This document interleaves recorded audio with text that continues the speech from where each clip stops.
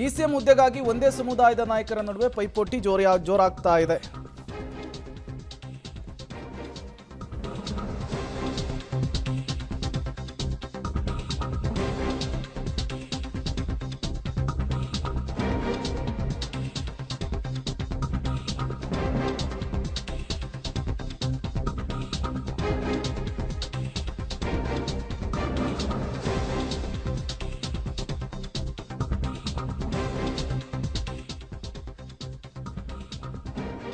DCM ಹುದ್ದೆಗಾಗಿ ಒಂದೇ ಸಮುದಾಯದ ನಾಯಕರ ನಡುವೆ ತೀವ್ರ ಪೈಪೋಟಿ.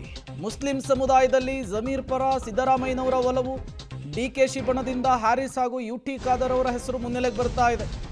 ದಲಿತ ಸಮುದಾಯದಲ್ಲಿ ಪ್ರಿಯಾಂಕ್ ಖರ್ಗೆ ವರ್ಸಸ್ ಪರಮೇಶ್ವರ್ ಅವರ ನಡುವೆ ಫೈಟ್ ಇದೆ, ಯಾರಿಗೆ ಅವಕಾಶ ಸಿಗುತ್ತೆ ಅಂತ ಹೇಳಿ. ಡಿಸಿಎಂ ರೇಸ್ನಲ್ಲೂ ಕೂಡ ಎಂಬಿ ಪಾಟೀಲ್ರು ಮತ್ತು ಖಂಡ್ರೆ ನಡುವೆ ಬಿಗ್ ಫೈಟ್ ನಡೀತಾ ಇದೆ. ಈ ಬಾರಿ ಎಡಗೈ ಸಮುದಾಯಕ್ಕೆ ಕೊಡಿ ಅಂಥೇಳಿ ಮತ್ತೊಂದು ಕಡೆ ಮುನಿಯಪ್ಪ ಕೂಡ ಪಟ್ಟನ್ನು ಹಿಡಿದಿದ್ದಾರೆ. ಈ ಪೈಪೋಟಿ, ಡಿಕೆ ಶಿವಕುಮಾರ್ ಅವರ ಮನವಿ ಇವೆಲ್ಲವೂ ಕೂಡ ಈಗ ವರಿಷ್ಠರಿಗೂ ಕೂಡ ಹೊಸ ಟೆನ್ಷನನ್ನು ತಂದಿಟ್ಟಿರುವಂಥದ್ದು.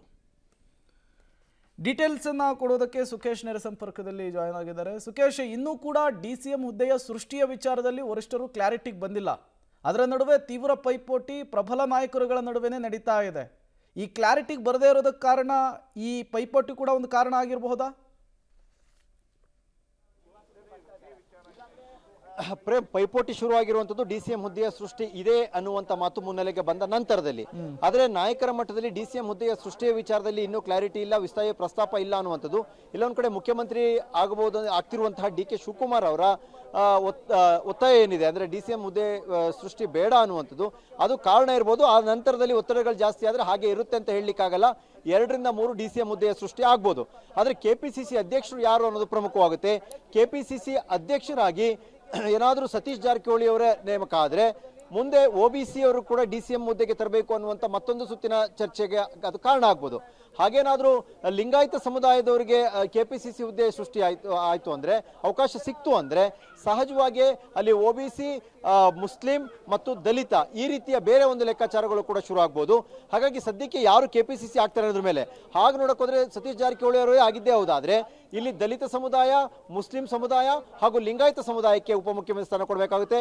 ಈಗ ಮುಸ್ಲಿಂ ಸಮುದಾಯದಲ್ಲಿ ಮುಖ್ಯಮಂತ್ರಿ ಸಿದ್ದರಾಮಯ್ಯ ಅವರ ಕಡೆಯಿಂದ ಏನಾದರೂ ಸಹಜವಾಗಿ ನೇರವಾಗಿ ಜಮೀರ್ ಅಹಮದ್ ಅವರ ಹೆಸರು ಪ್ರಸ್ತಾಪ ಆದರೆ ಡಿಕೆ ಶಿವಕುಮಾರ್ ಅವರ ಕಡೆಯಿಂದ ಯುಟಿ ಖಾದರ್ ಮತ್ತೆ ಹ್ಯಾರಿಸ್ ಅವರ ಹೆಸರು ಮುನ್ನೆಲೆಗೆ ಬರುವಂತಹ ಸಾಧ್ಯತೆ ಇದೆ. ಅದೇ ರೀತಿ ಲಿಂಗಾಯತ ಸಮುದಾಯಕ್ಕೆ ಡಿಸಿಎಂ ಹುದ್ದೆ ಇದ್ರೆ ಎರಡು ಹೆಸರುಗಳು ಸಾಕಷ್ಟು ಪೈಪೋಟಿಗೆ ಬೀಳುವಂತ ಸಾಧ್ಯತೆ ಕಾಣಿಸ್ತಾ ಇದೆ. ಅದು ಎಂಬಿ ಪಾಟೀಲ್ ಮತ್ತು ಈಶ್ವರ್ ಖಂಡ್ರೆ ಅವರ ನಡುವೆ. ಇನ್ನು ಅದೇ ರೀತಿಯಲ್ಲಿ ದಲಿತ ಸಮುದಾಯದಲ್ಲಿ ಈಗಾಗಲೇ ಪ್ರಿಯಾಂಕ್ ಖರ್ಗೆ ಮತ್ತು ಪರಮೇಶ್ವರ್ ಅವರ ಹೆಸರು ಡಿಸಿಎಂ ರೇಸ್ನಲ್ಲಿ ಇದ್ರೂ ಕೂಡ ಅವರಿಬ್ಬರು ಕೂಡ ಬಲಗೈ ಸಮುದಾಯದವರು ಮತ್ತು ಬಲಗೈ ಸಮುದಾಯದ ದಲಿತರಿಗೆ ಹಿಂದೆಯೂ ಕೂಡ ಕೊಡಲಾಗಿದೆ ಡಿಸಿಎಂ ಹುದ್ದೆ. ಎಡಗೈ ಸಮುದಾಯಕ್ಕೆ ಅನ್ಯಾಯ ಆಗಿದೆ, ಅದನ್ನು ಸರಿಪಡಿಸಿ ಅಂತ ಮುನಿಯಪ್ಪನವರು ಪಟ್ಟು ಹಿಡಿಯುವಂತ ಸಾಧ್ಯತೆ ಇದೆ. ಹಾಗಾಗಿ ಇನ್ನೂ ಕೂಡ ಡಿಸಿಎಂ ವಿಚಾರದಲ್ಲಿ ಸ್ಪಷ್ಟತೆ ಬರದೇ ಇದ್ರೂ ಕೂಡ ಜಾತಿವಾರು ಪೈಪೋಟಿ ಅಂತೂ ಜೋರಾದಂತೆ ಕಾಣಿಸ್ತಾ ಇದೆ. Prem, okay, thank you Sukhesh ತಮ್ಮೆಲ್ಲ ಮಾಹಿತಿಗಾಗಿ.